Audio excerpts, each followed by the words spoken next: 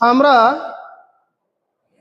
এমন একটা সময়ে এমন একটা জামানায় উপনীত হয়েছি, যেই সময়ে যেই জামানায়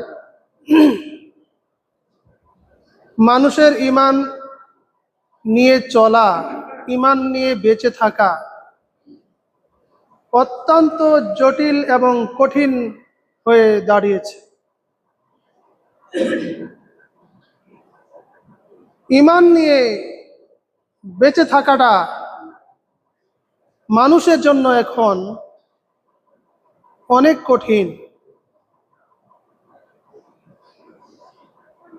কেন যেন মনে হচ্ছে আমাদের প্রিয় নবী মুহাম্মদুর রাসূলুল্লাহ সাল্লাল্লাহু আলাইহি ওয়াসাল্লাম তিনি এই সময় সম্পর্কেই আমাদেরকে 1450 বছর আগে আমাদেরকে সতর্ক করে গিয়েছেন। তিনি বলেছেন, বাদিরু বিল আ'মালি ফিতানান কাকাতিল লাইলি মুজলিমি। প্রিয় নবী বলেছেন, তোমরা সেই অন্ধকার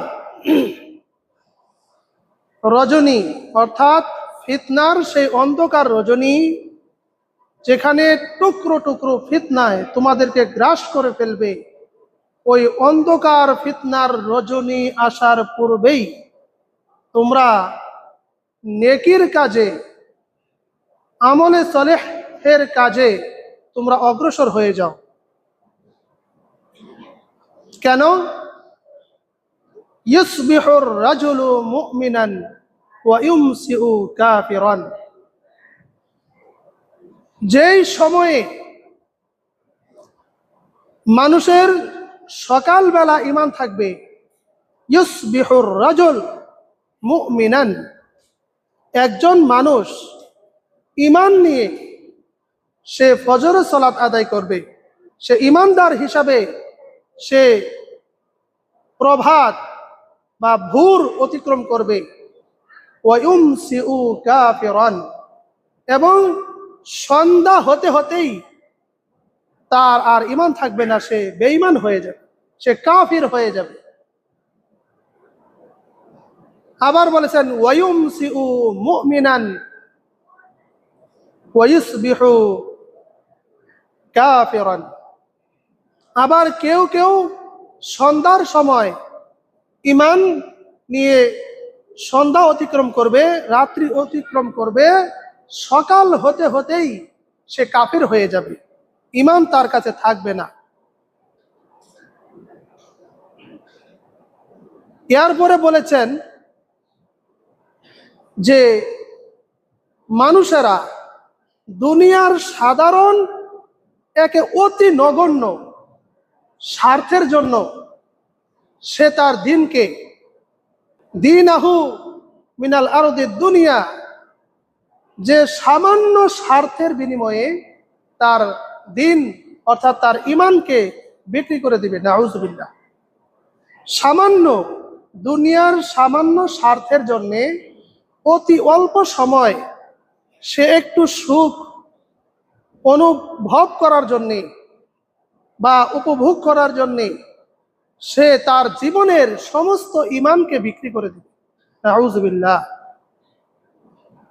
মনে হচ্ছে এই সময়টা সম্পর্কেই, আজকের এই সময় সম্পর্কেই, যেহেতু আমরা আজকের এই জামানায় আমরা এই পৃথিবীতে আমরা আছি, মনে হয় আমাদের এই সম্পর্কেই প্রিয় নবী এই কথাটা বলেছেন।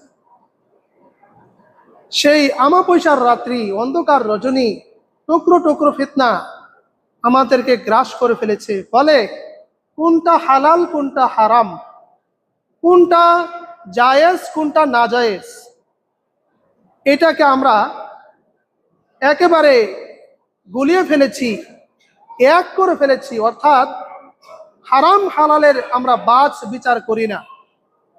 ইসলামে যেটা হালাল এবং বৈধ করেছেন সেটাকে তুচ্ছ মনে করছি, আর ইসলামে যেটা হারাম করেছেন সেটাকে জায়েজ মনে করে, সেটাকে অত্যন্ত শুভনীয় করে সমাজের সামনে আমরা উপস্থাপন করছি। আমাদেরকে প্রিয় নবী এজন্যই বলেছেন, ইসবিহুর রাজুল মুমিনান ওয়া ইউমসিউ কাফিরান। তুমি সকালটা অতিবাহিত করলে ঈমান নিয়ে, সন্ধ্যা হতে হতেই যে তোমার ঈমান চলে গেছে, তুমি কি খেয়াল করেছো? তুমি একটু চিন্তা করেছো যে তোমার অজান্তেই, তোমার মনের অজান্তেই তুমি বেঈমান হয়ে গেছো, তুমি কাফির হয়ে গেছো, তুমি মুশরিক হয়ে গেছো? এটা কি তোমার জানা আছে? চিন্তা করেছো কখনো তুমি? অত্যন্ত জটিল এবং কঠিন কথা। আজকের এই জামানায় যেটা হারাম ওইটাকে মানুষ সমর্থন করছে, অথচ আমাদের দয়াময় আল্লাহ রাব্বুল আলামিন তিনি এই সম্পর্কে কঠোর নির্দেশনা দিয়েছেন, কঠিন বাণী উচ্চারণ করেছেন। সূরা আন-নূর আয়াত নম্বর 19 আল্লাহ রাব্বুল আলামিন বলেছেন কি, ইন্নাল্লাযীনা ইউহিব্বুনা আন তাশিআল ফাহিশাতা ফিল্লাযীনা আমানু লাহুম আযাবুন আলীম ফিদ দুনিয়া ওয়াল আখিরাহ ওয়াল্লাহু ইয়ালামু ওয়া আনতুম লা তা'লামুন। আল্লাহ রাব্বুল আলামিন এখানে বলেছেন, ইন্নাল্লাযীনা, নিশ্চয় যারা, ইউহিব্বুনা, তারা পছন্দ করে এবং তারা আশা করে, আন তাশিআল ফাহিশা ফিল্লাযীনা আমানু, ঈমানদারদের মাঝে যেন অশ্লীলতা, বেহায়াপনা, নির্লজ্জতা এটা ছড়িয়ে পড়ুক, এটা যারা আশা করে, যারা পছন্দ করে, লাহুম আযাবুন আলীম, তাদের জন্য আছে কঠিন যন্ত্রণাদায়ক শাস্তি। সেই শাস্তিটা কখন, কোথায়? ফিদ দুনিয়া ওয়াল আখিরাহ, দুনিয়া এবং আখিরাতে। আল্লাহু ইয়ালামু ওয়া আনতুম লা তা'লামুন, আল্লাহ সব কিছু জানেন, তোমরা কিছুই জানো না। এর আয়াতের অর্থ হলো, যারা অশ্লীলতা করে, এখানে শুধু তাদের কথা উল্লেখ করা হয়নি, তাদেরকে সতর্ক করা হয়নি, বরঞ্চ এখানে কি বলেছেন, নিশ্চয় যারা পছন্দ করে, যারা সমর্থন করে কি, অশ্লীলতা, বেহায়াপনা এবং পাপাচার সমাজে ছড়িয়ে পড়ুক, এটা যারা আশা করে, এর অর্থ বা এর নমুনা আজকের এই দুনিয়ায় বা আজকের এই সমাজে যদি আমরা চিন্তা করি, তাহলে সর্বপ্রথম আমরা যেই বিষয়টাকে আমরা উল্লেখ করতে পারি সেটা হলো মোবাইল ফোন। অশ্লীল ভিডিও বা ছবি প্রকাশ করা এবং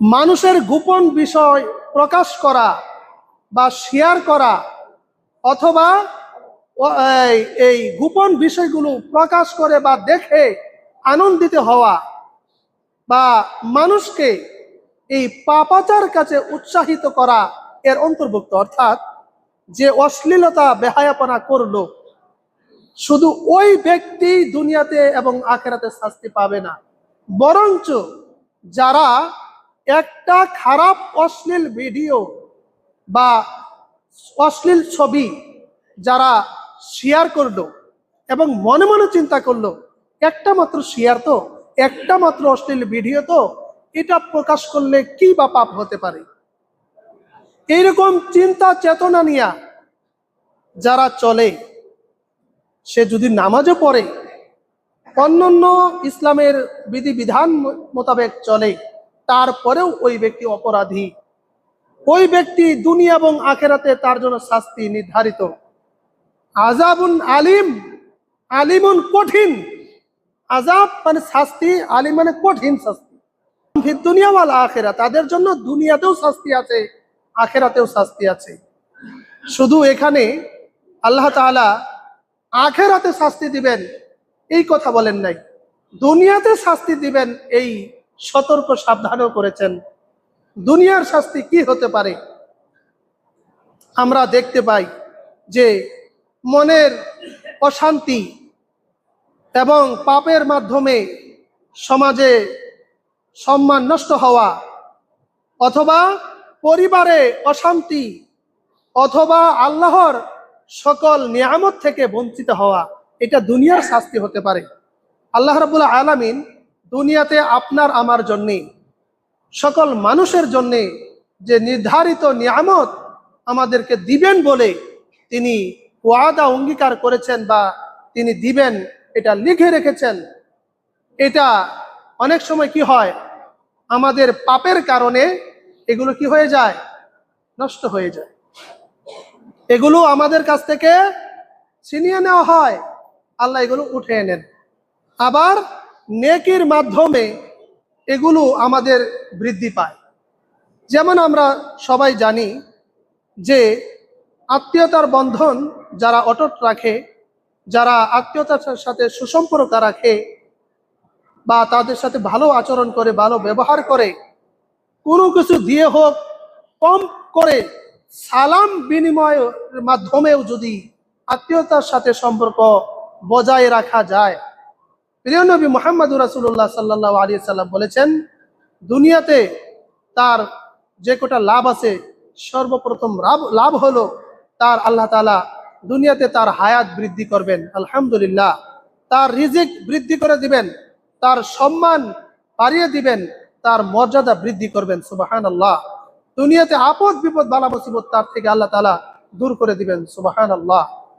আর যারা পাপাচারে লিপ্ত হবে, তারা এই দুনিয়াতেই মনের দিক দিয়ে তারা শান্তি পাবে না, তারা তৃপ্তি পাবে না, পরিবারে শান্তি থাকবে না, পরিবারে অশান্তি সৃষ্টি হবে। কারণ যে ব্যক্তি পাপাচারে লিপ্ত হয়, ওই ব্যক্তির সর্বপ্রথম ওই পাপ তার নিজেকে গ্রাস করে, মনের যত শান্তি আছে সেগুলো বিলুপ্ত করে দেয়, ধ্বংস করে দেয়। এরপরে দ্বিতীয় তার পরিবারটাকে ধ্বংস করে দেয়, পরিবারে অশান্তি সৃষ্টি হয়, ফলে পরিবারের কাছে তার কোনো সম্মান, তার কোনো ইজ্জত থাকে না। এবং এই পাপাচারের কারণে অনেক সময় দেখা যায় তার সম্মান বিনষ্ট হয়ে যায়, তার সম্মান হানি হয়ে যায়, সমাজের মধ্যে তার কোনো কি থাকে না, মূল্যায়ন থাকে না, তার প্রতি মানুষের অবিশ্বাস তৈরি হয়, সৃষ্টি হয়, তাকে মানুষ আর বিশ্বাস করে না। এবং পরিশেষে আল্লাহ রাব্বুল আলামিন তার জন্য যে নিয়ামত নির্ধারণ করেছেন, সেই নিয়ামত থেকেও সে বঞ্চিত হয়ে যায়। এটা হলো তার জন্য দুনিয়ার শাস্তি।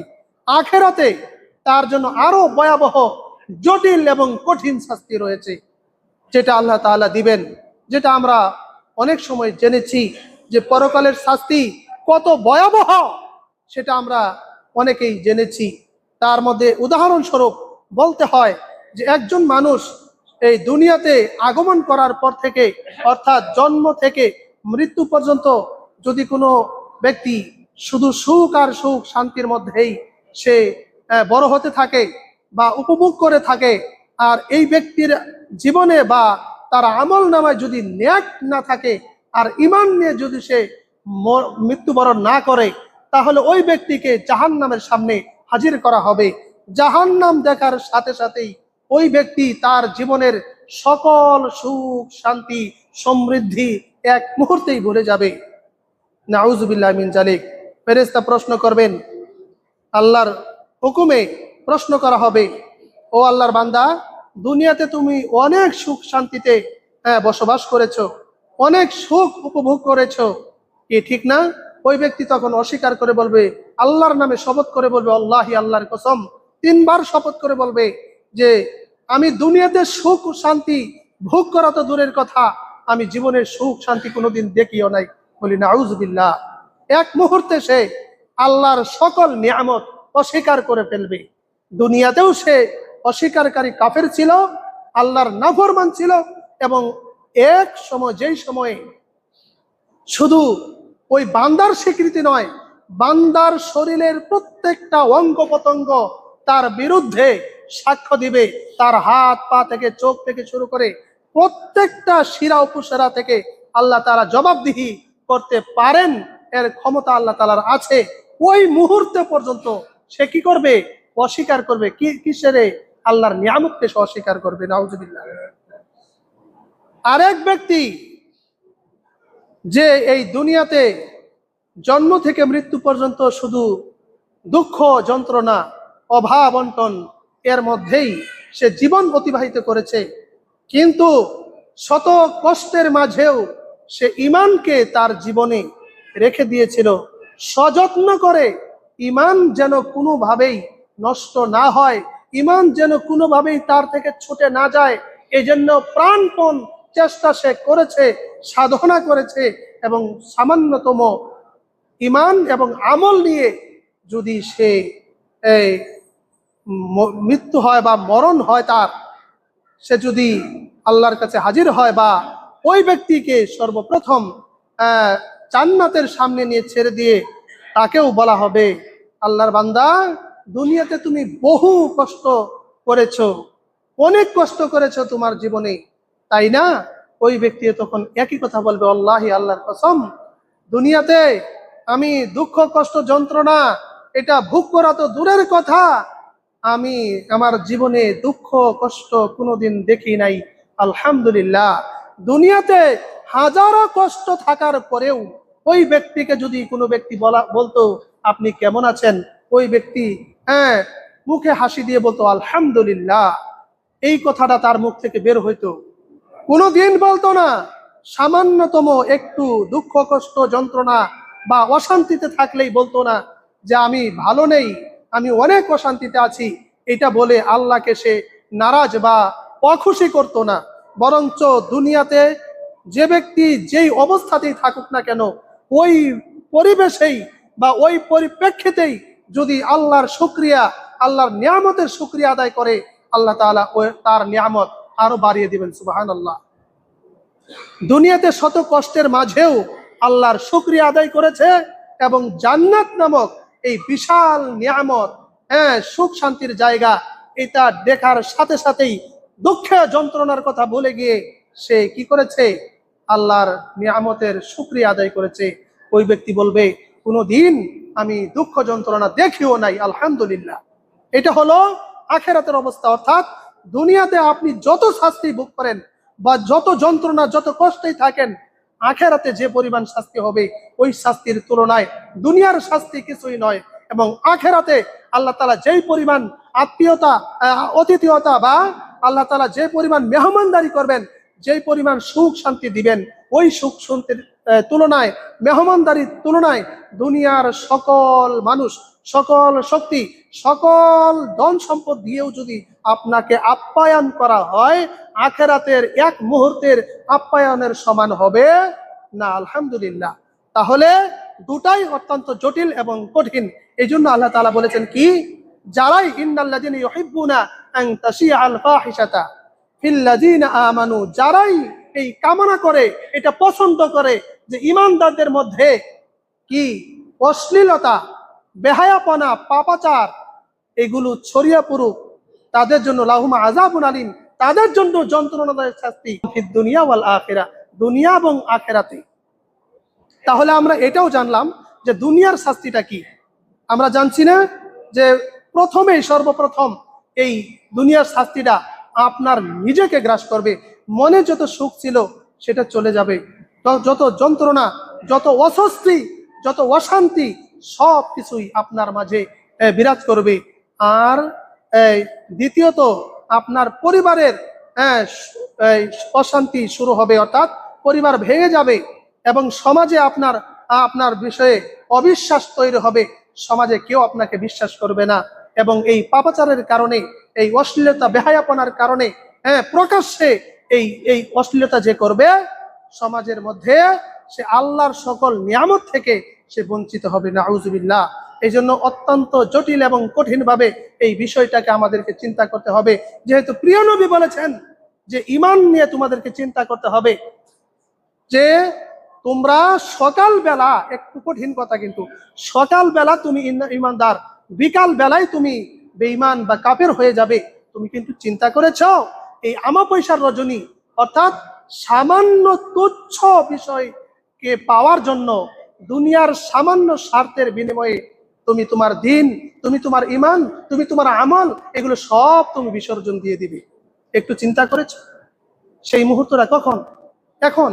অর্থাৎ এখন দেখা যায় যে সমাজের মধ্যে যেই সমস্ত পাপাচার, যেই সমস্ত অশ্লীলতা, যেই সমস্ত নির্লজ্জতা সমাজের মধ্যে এখনো বিরাজমান, এগুলোর বিষয়ে কোনো ইমানদার অথবা কোনো দায়িত্বশীল, কোনো পরিবারের অভিভাবক সে কোনো দিন চিন্তা করে না, কোনো দিনও সে এ বিষয়ে সতর্ক হয় নাই, হচ্ছে না। এর কারণে দেখা গেছে তার ব্যক্তিগত জীবনে, পারিবারিক জীবনে, সামাজিক জীবনে এবং কি রাষ্ট্রীয়ভাবেও সে এই দুনিয়াতে অশান্তির মধ্যে সে জীবন যাপন করতেছে, কিন্তু সে এখনো এই অশ্লীলতা বেহায়াপনা থেকে ফিরে আসছে না। যেগুলো হালাল করেছেন ওইগুলোর তুচ্ছ মনে করছে। আল্লাহ যেই সমস্ত কাজকে হালাল করেছেন ওই সমস্ত কাজকে তুচ্ছ মনে করেছেন।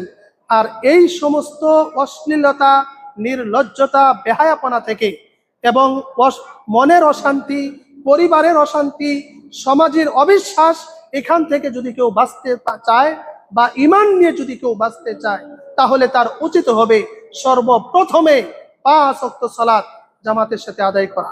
একজন পুরুষের জন্য 5 ওয়াক্ত সালাত মসজিদে জামাতের সাথে আদায় করা হলো ঈমান নিয়ে বেঁচে থাকার সর্বপ্রথম উপায় এবং মাধ্যম, এবং সবচেয়ে শক্তিশালী উপায় এবং মাধ্যম। দ্বিতীয় হলো প্রতিদিন কম করে হলো কিছু কিছু কুরআনুল কারীম তিলাওয়াত করা। 3 নম্বর হলো যে পাপাচার থেকে নিজেকে বিরত রাখা।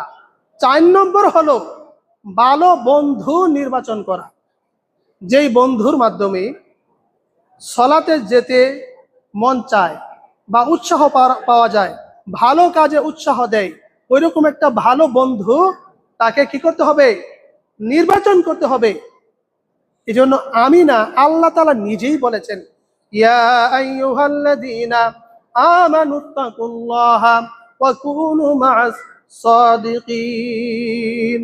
হে ঈমানদারগণ, তোমরা যদি দুনিয়াতে ঈমান নিয়ে বেঁচে থাকতে চাও এবং ঈমানের ঝামেলায় যদি তোমরা পড়তে না চাও, ঈমান যদি হারা হতে না চাও, ঈমানকে তুমি যদি কষ্ট দিতে নষ্ট করতে না চাও, তাহলে তোমার দুনিয়াতে তোমার ঈমান আনতে হবে, সে অনুযায়ী আমল করতে হবে, এবং আমলের জন্য, ঈমানের জন্য দুনিয়াতে তোমাকে ভালো একটা বন্ধু নির্বাচন করতে হবে। ওই বন্ধুর সঙ্গে তোমার চলাচল করতে হবে। সুবহানাল্লাহ। ভালো বন্ধু সঙ্গীকে ঈমানদার সঙ্গী বানাতে হবে। আমার তো কোনো ওয়াকুনু মা'আস সাদিকিন, সত্যবাদী যারা, তাদের সঙ্গী হয়ে, তাদের বন্ধু হয়ে তোমাকে চলতে হবে। তাহলে পরে তোমার ঈমান ঠিক থাকবে, তোমার আমল ঠিক থাকবে, দুনিয়াতে তুমি অশান্তিতে পড়বে না, ব্যক্তিগত জীবনেও না, পারিবারিক জীবনেও না, সামাজিক অবিশ্বাস তোমার বিরুদ্ধে তৈরি হবে না। যদি তুমি নিজে ঈমান নিয়ে চলো এবং ঈমানদারদেরকে সঙ্গী হিসাবে মেনে নাও, তাহলে পরে তোমার ঈমান সব ঠিক থাকবে। সুবহানাল্লাহ। 4 নম্বরে, 5 নম্বরে আপনাকে অবশ্যই আপনার পরিবারকে ইসলামী শিক্ষায় তাদেরকে উৎসাহ দিতে হবে।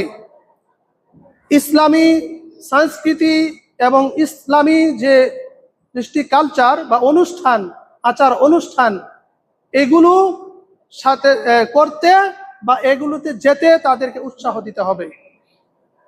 আর 7 নম্বরে যেই সমস্ত দৃষ্টি কালচার বা আচার অনুষ্ঠানে কি হয়, অশ্লীলতা, নির্লজ্জতা, বেহায়াপনা, যেগুলো ইসলাম সমর্থন করে না, ইসলাম বিরোধী, কোরআন বিরোধী, রাসূল বিরোধী, এই সমস্ত কাজে নিজেকে এবং নিজের পরিবারকে বাধা প্রদান করতে হবে। কোনোভাবেই যেন ওই পাপাচার অনুষ্ঠানে তারা যেন জড়িয়ে না পড়ে। আপনার সন্তান, ছোট সন্তান, আপনার মেয়ে, ছোট মেয়ে, তাকে আপনি ওই খারাপ অনুষ্ঠানে কোনোভাবেই দিবেন না। যদি আজকে দেন, আপনি যদি সাধারণ চিন্তা করেন, আল্লাহ তাআলা পরে বলেছেন ওয়াল্লাহু ইয়ালামু ওয়া আনতুম লা তা'লামুন, অর্থাৎ আল্লাহ বলেছেন যে আমি আল্লাহ সবই জানি, তোমরা কিছুই জানো না। অর্থাৎ মানুষ মনে করে যে আমার বাড়ির পাশে একটা অনুষ্ঠান হচ্ছে, সেখানে আমার ছেলে, সবার ছেলে মেয়ে যাচ্ছে, আমার ছোট্ট ছেলে বা ছোট্ট মেয়ে যেতে চাচ্ছে, তাকে কেন বাধা দিব? আজকের একদিনের বিষয়ই তো, একটু যাক না, কি হবে? একটু যাক না, একটু সময় তো, মাত্র 1 ঘন্টা বা 2 ঘন্টা অথবা কিছু সময় তো। এই চিন্তা চেতনা নিয়ে সে কি করলো? তার সন্তানকে খারাপ অনুষ্ঠানে, যে অনুষ্ঠানে যে কোনো মুহূর্তে আল্লাহর গজব পড়তে পারে, আল্লাহর গজব ওই অনুষ্ঠানকে গ্রাস করতে পারে এবং অশান্তি শুরু হয়ে যেতে পারে, ওই অনুষ্ঠানে আপনার সন্তানকে আপনি যেতে বাধা না দিয়ে বরঞ্চ আপনি উৎসাহ দিলেন যে একটু সময়, একটু ঘুরে আসুক না, অনেকগুলা ছেলে মেয়ে আসছে, তাদের সাথে একটু হই হুল্লো করে আসুক না। এই চিন্তা করে যদি আপনি পাঠান, কিন্তু আপনি মনে করেছেন এটা সামান্য, এটা কিছুই না, কিন্তু আল্লাহ বলেছেন যে তোমার এই সামান্য কি করায় উৎসাহে তোমার এই ছোট্ট কোমলমতি ছেলে মেয়ে সে ওই অনুষ্ঠানে গেল, এর মাধ্যমে যে কত মানুষের চরিত্র এবং ঈমান নষ্ট হয়ে গেল, এটা তুমি জানো না। আল্লাহু ইয়ালামু ওয়া আনতুম লা তা'লামুন, তুমি জানো না কিন্তু আমি জানি। কে বলেছেন? আল্লাহ বলেছেন।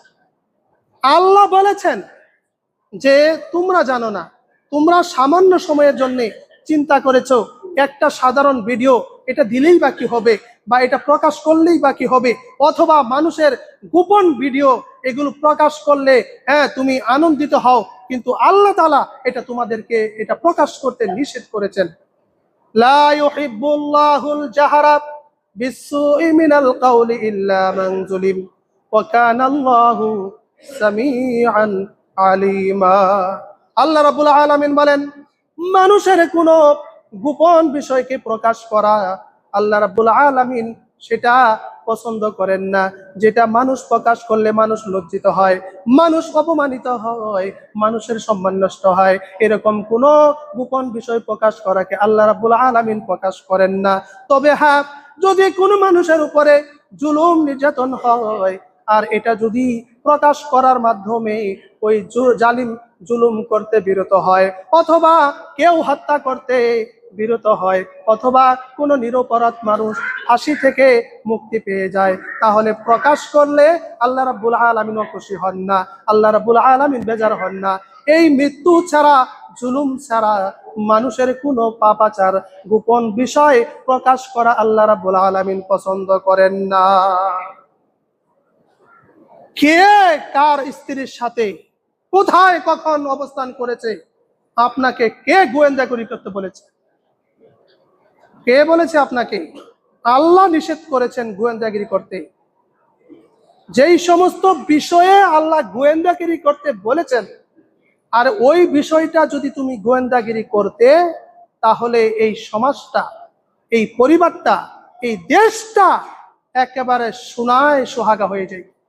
এই দেশটা শান্তির দেশ, জান্নাতের দেশ, এবং আল্লাহর সকল নিয়ামত দিয়ে আল্লাহ তাআলা ভরপুর করে দিতেন। সর্বপ্রথম গোয়েন্দাগিরি করতে হবে নিজের বিষয়ে। আপনার নিজের বিষয়ে আপনি গোয়েন্দাগিরি করবেন। কি গোয়েন্দাগিরি? সেটা আপনি সকালবেলা কি করেছেন, কোন পাপ করেছেন, এটা আপনি নিজে হিসাব মিলাবেন। এটা যদি হিসাব মিলে যায়, আপনি চিন্তা করবেন আপনার স্ত্রী, আপনার সন্তান, বিশেষ করে আপনার স্ত্রী, সেটা কিভাবে চলছে, সেটা কি আপনার অগোচরে, আপনার অবর্তমানে লুকিয়ে লুকিয়ে কোনো পাপ কাজে লিপ্ত হচ্ছে কিনা, অপর পুরুষের সাথে মোবাইলে সে ফোন করছে কিনা, পরকীয়া করছে কিনা, এটা তুমি লক্ষ্য করতে পারো। এবং তোমার সন্তান যে লেখাপড়ার কথা বলে এবং বন্ধু বান্ধবীর কথা বলে পার্কে গিয়ে অশ্লীল কাজে সে লিপ্ত হয়ে গেছে, এটা তোমার গোয়েন্দা করা উচিত ছিল।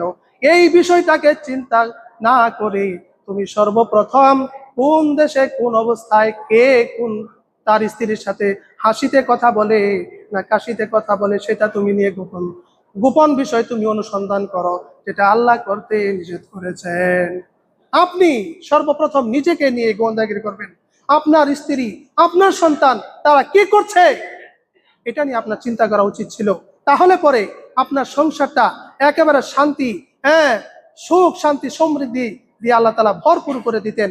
আপনি এটা যদি করতেন, আর এটা করার পরে আপনার প্রতিবেশী যারা আছে তাদের অবস্থান কি এই দিকে যদি আপনি একটু লক্ষ্য করতেন, বা প্রতিবেশী যদি কোনো খারাপ কাজে লিপ্ত হয়, যদি কোনো সন্তান মাদকাসক্ত হয় বা মাদক দ্রব্য সেবন করে অথবা কোনো মেয়েকে ইমপ্রিজন করে বা বিরক্ত করে, এই সমস্ত যদি তার বাবাকে বা তার পরিবারের যিনি অভিভাবক আছে তাকে যদি তুমি বলে দাও তাহলে তোমার কোনো গুনাহ হবে না।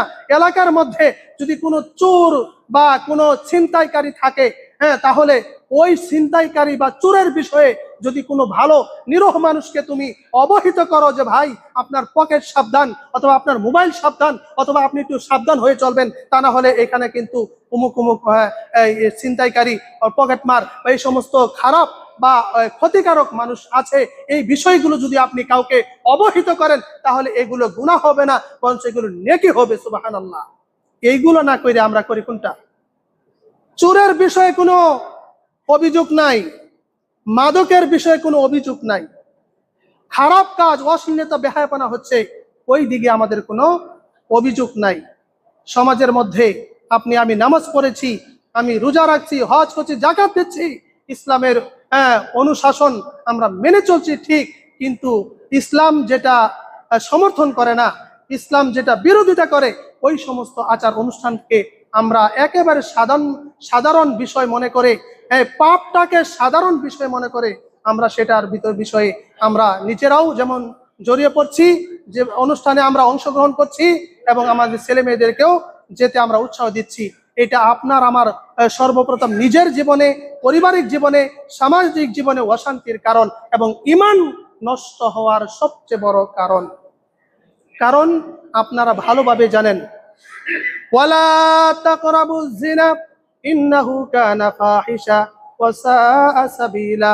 সূরা বনী ইসরাঈল 32 নম্বর আয়াত। আল্লাহ বলেছেন কি, ওয়ালা তাকরাবুজ জিনা, তোমরা জিনা ব্যভিচারের ধারে কাছেও যেও না, তার কাছেও যেও না। কেন না? নিশ্চয়ই এটা অশ্লীল কাজ। এটা কি কাজ? অশ্লীল নিকৃষ্ট কাজ। ওয়া সাআ সাবিলা, এবং এটা অত্যন্ত নিকৃষ্ট পথ পন্থা রাস্তা। এটা অশ্লীল কাজ, এটা অশ্লীল কাজ শুধু না, রাস্তাটাও এইটা শুধু নিজের জন্য অশ্লীলতা না, এই কাজে যে যাবে ওই রাস্তাটাই সবচেয়ে নিকৃষ্ট রাস্তা, নিকৃষ্ট পথ, এখানে কোনোভাবেই যাওয়া যাবে না। শুধু তাই নয়, ঈমানদারদেরকে আল্লাহ রাব্বুল আলামিন ঈমান নিয়ে বাঁচার জন্য সূরা নূরের 30 এবং 31 নম্বর আয়াতে বলেছেন কি, কুল লিল মুমিনিনা ইয়াগুদ্দু মিন আবসারিহিম ওয়া ইয়াহফাজনা ফুরুজাহুন। আল্লাহ রাব্বুল আলামিন বলেছেন, হে নবী, আপনি ঈমানদার পুরুষদেরকে বলেন তারা যেন তাদের চক্ষুকে নিম্নগামী করে এবং তাদের লজ্জাস্থানকে তারা হেফাজত করে। কে বলেছেন? আল্লাহ বলেছেন। এরপরে 31 নম্বর আয়াতে বলছে কি, ওয়াকুল লিল মুমিনিনা ইয়াগুদ্দুনা মিন আবসারিহিন্না ওয়া ইয়াহফাজনা ফুরুজাহুন ওয়াকুল লিল মুমিনাতি। এরপরে বলছেন যে তুমি হে নবী আপনি ঈমানদার নারীদেরকেও বলে দেন তারা যেন অশ্লীল বা পর পুরুষ যেগুলোর সাথে তার দেখা করা একেবারে চিরতরে হারাম, যেগুলোর সামনে তার সৌন্দর্য প্রদর্শন করা চিরতরে হারাম, ওইগুলো থেকে তারা যেন নিজেদেরকে বাঁচায় বা চক্ষুকে নিম্নগামী করে এবং তাদের লজ্জাস্থানকে হেফাজত করে। যতটুকু সাধারণ প্রক্রিয়ায় সৌন্দর্য প্রকাশ পায় সেটা ভিন্ন কথা। মহিলা কেউ কোনো মহিলা আছে যদি তারা নাও সাজে তারপরেও তাদেরকে অনেক ভালো দেখা যায়। আর এই ভালো দেখানোটা তাদের জন্য দূষণীয় কিছু নয়। কিন্তু কেউ কেউ আছে এমনি স্বাভাবিক অবস্থায় একেবারে বিশ্রী, কিন্তু সমাজের সামনে, জামাতের সামনে, পর পুরুষের সামনে এবং যাদের সাথে দেখা করা তার হারাম, যাদের সামনে তার সৌন্দর্য প্রকাশ করা চিরতরে হারাম, ওদের সামনে তার সৌন্দর্য ফুটিয়ে তোলে বিভিন্ন প্রক্রিয়ায়। এটা চিরতরে আল্লাহ হারাম করেছেন, অথচ আমরা এটা কি করেছি? প্রদর্শন করে বেড়াচ্ছি, কোনোদিন খেয়াল করি না। একজন স্ত্রীর জন্য সবচেয়ে বড় সাজা উচিত ছিল তার স্বামীর জন্য, কিন্তু ওই স্বামীর জন্য সে কোনোদিন সাজে না। ওই মেয়েটা যদি তার বাবার সামনে সে সুন্দর হয়ে যায়, এটাও তার জন্য বৈধ। তার দাদার সামনে এটাও বৈধ, নানার সামনে এটাও বৈধ, মামার সামনে এটাও বৈধ, তার সন্তানের সামনে এটাও বৈধ, এবং তার যে ভাগিনা এটাও বৈধ, ভাতিজা, এক কথায় যাদের সাথে তার বিবাহ চিরতরে হারাম, এদের সামনে সৌন্দর্য প্রদর্শন করা বৈধতা আছে। কিন্তু যাদের সাথে তাদের বিবাহ চলে, ওই সমস্ত অনুষ্ঠানে নিজেকে প্রদর্শন করা যাবে না। তাহলে আপনি তো যাচ্ছেন, কোনোদিন বাধা দিচ্ছেন না। গত শুক্রবারে একটা কথা বলেছিলাম, পরিশেষে আজকে এটাও বলছি আবার, যে অনেকেই মনে করে যে খারাপ মানুষের সংখ্যা বেশি। আমি কি বলেছিলাম বলেন তো? যে খারাপ মানুষের সংখ্যা একেবারে কি কম, একেবারে কম। তার সাধারণ উদাহরণ দেখেন, যে যখন ওই টঙ্গী স্টেশন দিয়ে ধরি, স্টেশন রোড, এখানে ছিনতাইকারী আছে, পকেটমার আছে না? কথা বলেন আছে কিনা? কথা বলেন আছে? আছে। এবং বিভিন্ন জায়গায়, আব্দুল্লাহপুর অনেক জায়গায় আছে, এবং দেহ ব্যবসায়ীও আছে, আছে না? কথা বলেন আছে কিনা? আছে। আপনি খেয়াল করেন, একটা ছিনতাইকারীকে যখন ধরা হয়, তখন ওই ছিনতাইকারীকে যখন এই যে যেমনে পারে লাত্তি উষ্টা মারে, তখন তাকে বাধা দেয় কেডা বলেন তো? তার সাথে তার যদি এতই এই মানে খারাপের সংখ্যা এত বেশি থাকতো, তাহলে তো ওই যে যারা মারতেছে তাদেরকে উল্টা মারতো না? কথা বলেন মারতো কিনা? মারতো না? মারতো। কিন্তু যখন ওই ছিনতাইকারী ধরা পড়ে যায়, তার সাথে থাকা যে তার বন্ধু ছিনতাইকারী, সে নিজেও একটা লাত্তি মারে, যেন তাকে সন্দেহ না করে। ঠিক না? কথা বলেন ঠিক না? ঠিক। তাহলে আপনি খেয়াল করবেন, খারাপ মানুষের সংখ্যা একেবারেই কম, কিন্তু খারাপ মানুষেরা যখন খারাপ কাজ করে, তখন ওই কাজ করার জন্য তারা জটিল এবং কঠিন অবস্থায় তারা দাঁড়ায়। কিন্তু ওই সামনে আমরা কি করি না? ডরে ভয়ে আমরা কি করি না? প্রতিবাদ করি না। এই জন্য ওইটা কি হয়? আস্তে আস্তে দিন দিন বৃদ্ধি পেতে থাকে। আপনার সন্তান আপনার কথা শুনবে না মানে? কিভাবে শুনবে না? কেমনে শুনবে না? এটা কি করে সম্ভব? আপনার স্ত্রী আপনার কথা মানবে না মানে? কেমনে মানবে না? কি করে সম্ভব?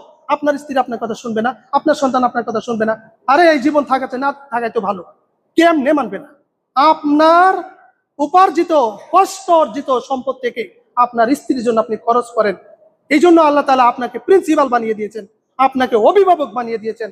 আপনার অর্জিত সম্পদ থেকে আপনার স্ত্রীর সন্তানের জন্য আপনি খরচ করেন, আপনারটা খেয়ে আপনারটা পরে, হ্যাঁ, আপনার কথা মানবে না, এটা কি সম্ভব? কথা বলেন সম্ভব? সম্ভব না। আপনার যদি একটা কর্মচারী থাকে, আপনার কথা না শুনলে আপনি তাকে বাইর করে দিতে পারেন কি পারেন না? কথা বলেন তো। কথা বলেন পারেন? নাকি সে ঘাউরামি কইরা জোর কইরা কেউ থাকতে পারে? থাকতে পারে কেউ? পারে না। তাহলে আপনার সন্তান কি করে আপনার বিরোধিতা করে টিকে থাকবে? এটা আপনার দুর্বলতা। আপনার দুর্বলতা ছাড়া আর কিছুই নয়। আপনার স্ত্রী আপনার কথা না মেনে আপনার বিরোধিতা করবে, এটা আপনার দুর্বলতা। এটা অন্যকে দোষ দিয়ে কোনো লাভ নাই। এই জন্য বলবো যে সমাজে যদি অশ্লীলতা, কোনো খারাপ অনুষ্ঠান হয়, বিশেষ করে বিবাহ সাথীতে যে ডেকসেট বাজানো করলা, গত শুক্রবারেও বলেছি, এটা আপনারা একবার বাদ দিয়ে দেন। এটা সমাজের অশান্তির সবচেয়ে বড় কারণ, ঈমান নষ্ট হওয়ার সবচেয়ে বড় কারণ। এই আওয়াজটা যেই পর্যন্ত যাবে, যারা এই অনুষ্ঠানে এই ডেকসেট বাজাবে, আপনারা দয়া করে, আপনারা যদি আপনাদেরকে, আচ্ছা আপনারা যারা এখানে মসজিদে আসছেন, যদি হিন্দুরা তাদের বিবাহ অনুষ্ঠানে অথবা তাদের এই দেবদেবী পূজার অনুষ্ঠানে আপনাদেরকে দাওয়াত দেয়, সেখানে যদি আপনারা যান, আপনাদের ঈমান থাকবে? কথা বলেন না ভাইয়েরা?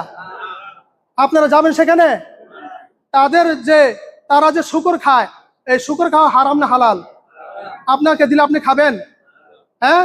যদি না খান, তাহলে আপনি এই বিবাহের মাধ্যমে যখন ডেকসেট বাজাইছে, এই বৈধ অনুষ্ঠানটা অবৈধ হয়ে গেছে, আপনি এখানে কি করে যান? কি করে যান আপনি? কোন ভাবে যান? আপনি না ইমানদার, আপনি না মুসল্লি, আপনি না নামাজি, কি করে যান? আপনার অনুষ্ঠানে যাবেন না, মেহেরবানি করে যাবেন না। এই না যাওয়াতে যদি কোনো পাপ হয়, এটা আমি আল্লাহর কাছে কিয়ামতের মাঠে, কারণ আপনারা ভালোভাবেই জানেন ইমাম যারা আছে, ইমামদের উপস্থিতিতে, ইমামদের সাক্ষ্য গ্রহণের মাধ্যমে মুসল্লিরা জান্নাতে যাবে। সুবহানাল্লাহ। এই জন্য পাপ হবে না, আশা করি ইনশাল্লাহ। আমি কোরআন সুন্নাহর আলোকে বলছি, পাপ হবে না যদি না যান, যদি কোনো কিছু না দেন, পাপ হবে না। আর যদি বৈধ আকারে হয়, সেখানে অ্যাটেন্ড করবেন, জয়েন করবেন, সে অনুষ্ঠান উপভোগ করবেন, যেটা হালাল উপায় আছে, তাহলে যাবান, সেখানে কিছু দিয়ে সহযোগিতা করবেন, তাহলে আপনি নেকি পাবেন, কিয়ামত পর্যন্ত আপনি সদগায়ে জারিয়া নেকি পাবেন। আর যদি এরকম ডেকসেত বাজায়, ওই দিন থেকেই ওইখানে যাওয়া আপনি বন্ধ করে দেবেন। শুধু আপনি নয়, আপনার স্ত্রী যাবে না, আপনার সন্তান যাবে না, আপনার কেউ যাবে না। আলাপ কি? একটাই কথা, ইমাম সাহেব বলেছে হারাম কাজে অ্যাটেন্ড করা যাবে না। কারণ যারা যায়, যারা সহযোগিতা করে, এবং সবাই সমান অপরাধী, যারা সমর্থন করে তারাও সমান অপরাধী। অতএব এই সমস্ত কাজে আপনাদের সতর্ক সাবধান হবেন। আল্লাহ রাব্বুল আলামিন আমাদের এই খারাপ কাজ থেকে বেঁচে থাকার, এবং খারাপ অনুষ্ঠান থেকে এবং অবৈধ অনুষ্ঠান থেকে বেঁচে থাকার, এবং ঈমান নিয়ে বেঁচে থাকার তৌফিক দান করুক। আমিন।